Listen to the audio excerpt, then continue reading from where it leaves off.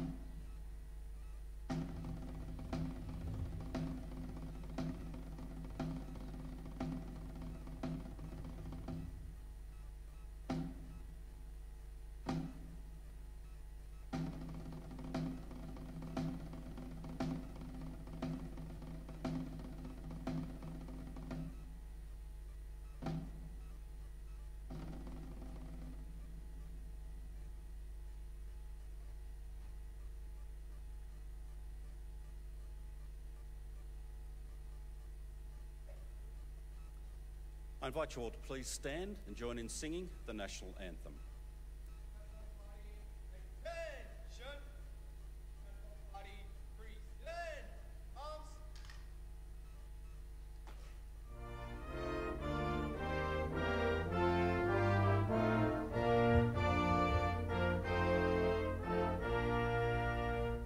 Australians, all let us rejoice, for we are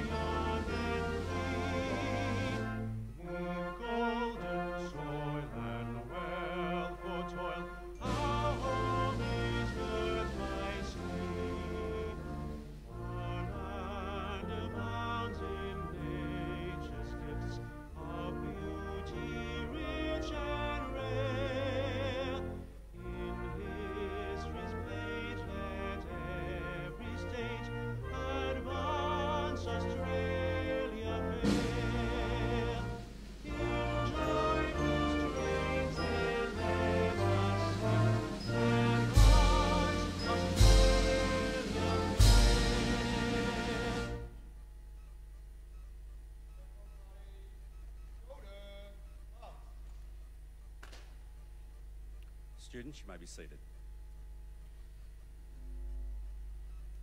I'd now like to invite Dr. Brendan Nelson, Director of the Australian War Memorial, to the lectern.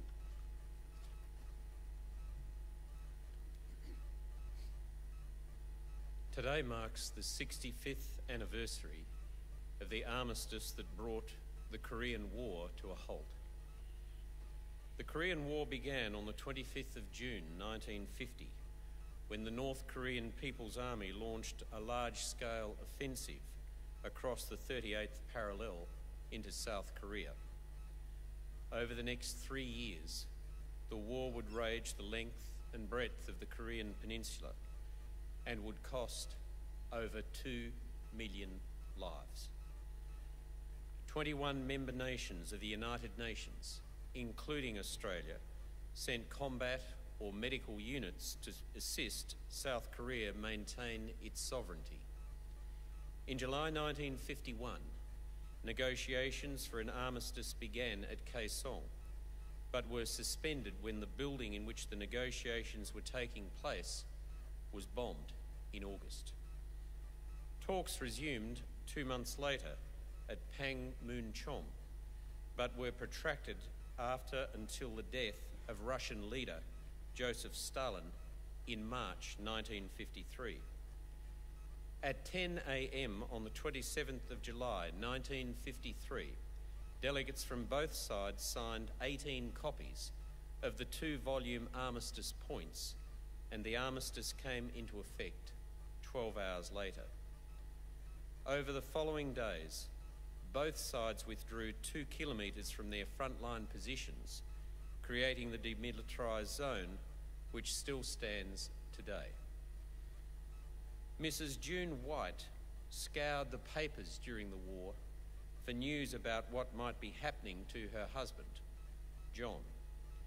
Community ignorance of the war then, as I suspect it is today, amplified the strain of families. Korea, she said, was little publicised. I remember being at a party and a woman asked me where my husband was that night. When I told her he was in Korea, she asked me what he was doing in that country. Lieutenant Colin Khan was wounded during a night patrol in Korea on the 11th of November 1952. I remember dying. I went up into the air and saw myself lying on that hill, dead. I was in no pain. I was terribly content and happy. I thought of my wife and I thought I had to come back. And then it all started to hurt.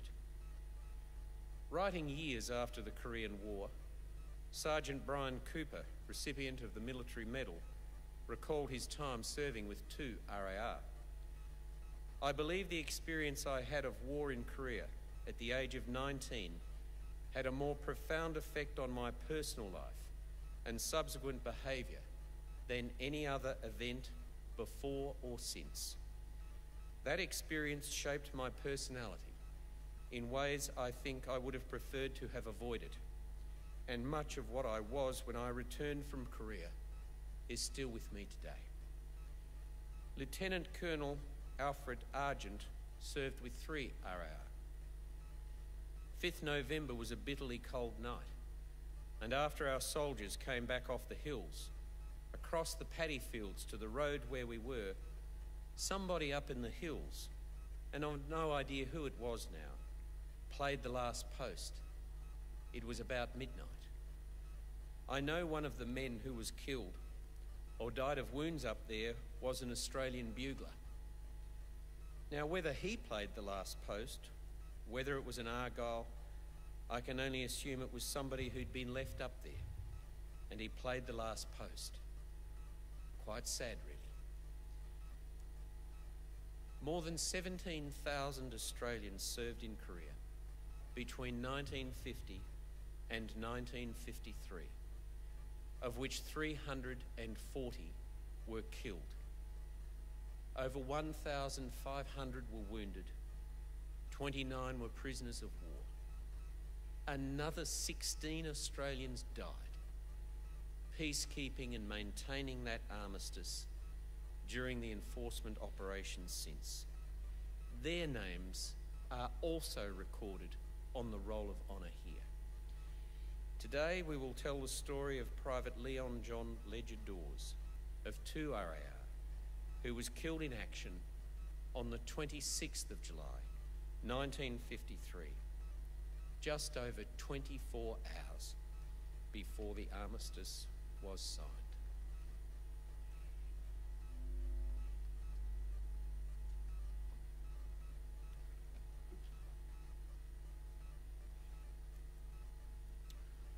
Thank you, Dr. Nelson. The Australian War Memorial was the vision of Charles Bean, Australia's first World War official historian. Bean landed with the Australian troops on Gallipoli and stayed with them at the front through to the end of the war.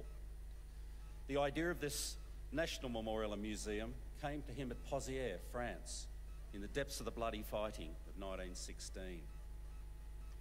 Bean's idea was that this would be a place where families and friends could mourn loved ones buried in faraway places. It would also be a place that could help all Australians understand what these men and women had endured and what they had done for us. Bean's vision, to which we remain true, is best expressed as inscribed in the entrance to the memorial's galleries. Here is their spirit in the heart of the land they loved, and here we guard the record which they themselves made. Tonight we'll read the story behind just one of those on the Roll of Honour, which lists the names of more than 102,000 men and women who have given their lives for us in war and operations over more than a century. But first we present a lament, Flowers of the Forest. Wreaths and floral tributes will now be laid at the base of the pool of reflection.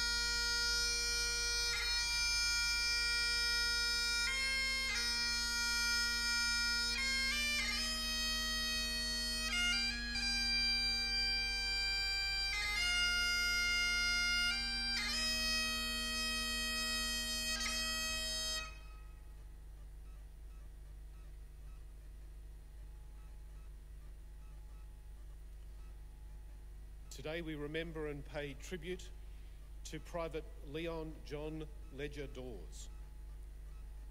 Leon Dawes was born on the 15th of August 1933 in the town of Cleve in South Australia. His father's work as a fisherman took the family to Thevenard, a deep water port town on South Australia's Eyre Peninsula. He grew up here and attended the local school. Dawes' early life was unsettled. His father left the family and moved to Western Australia shortly after arriving in Thevenard. His mother, Violet, later met Peter Beveridge and remarried. When he was 6, his older brother Clarence, who was then 14, ran away to join the Merchant Navy. Clarence sent money from his first paycheck home so that Leon, who had just started school, could buy a bicycle to make the daily journey easier. But the brothers would never meet again. Clarence served on a variety of ships throughout the Second World War, and he returned to Australia in 1946. He did not return to Thevenard, instead joining his father in Western Australia. Leon Dawes left school after completing the 6th grade. At the age of 15, he began working as a junior porter at Thevenard Railway Station. He remained in this job until he and a mate decided to enlist for service in the army. Despite the early upheaval in his life, Dawes was remembered as a lad who could turn his hand to almost anything. He played musical instruments and was good on the dance floor.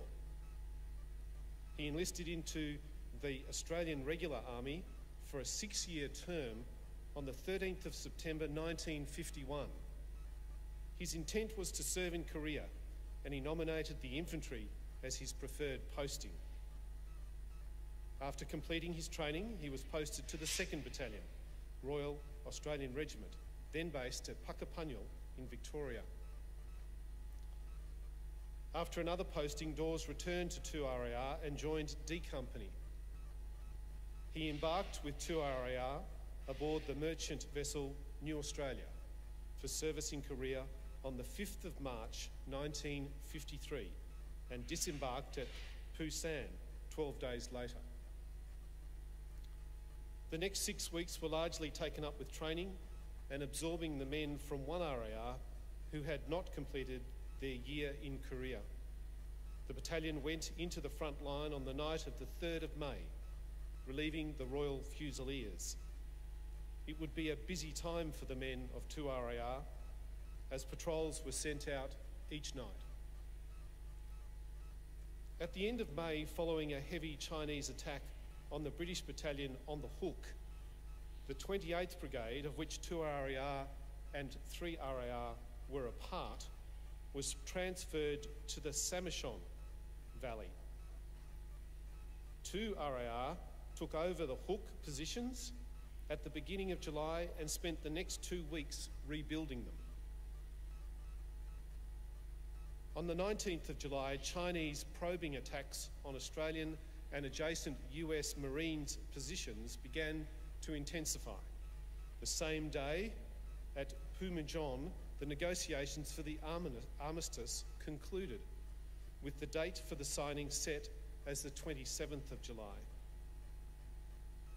In the evening of the 24th of July, the Chinese began a final offensive in an attempt to capture the strategically important high ground occupied by the Australians and the adjacent US Marines. The following night, Dawes was part of a standing patrol sent out to occupy an observation post on Green Finger, forward of the Hook.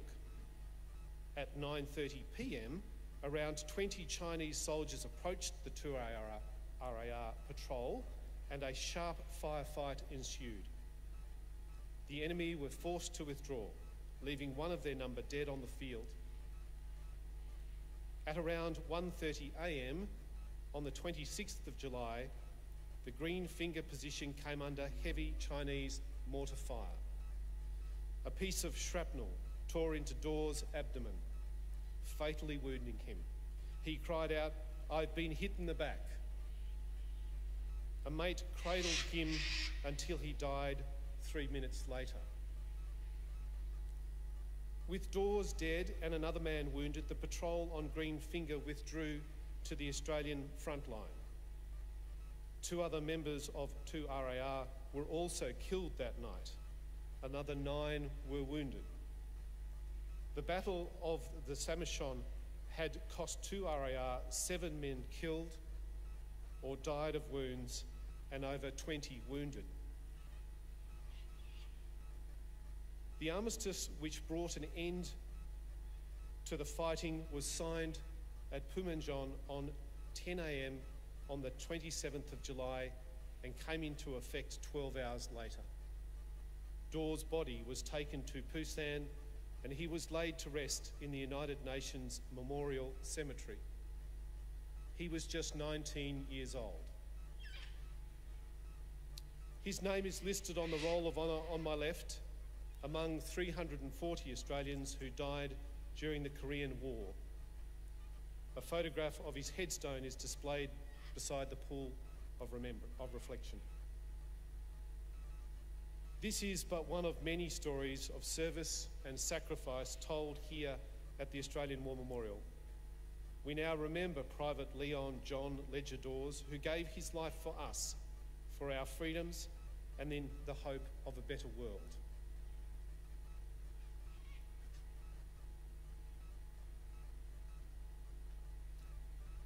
Please stand for the reading of the Ode and the sounding of the last post.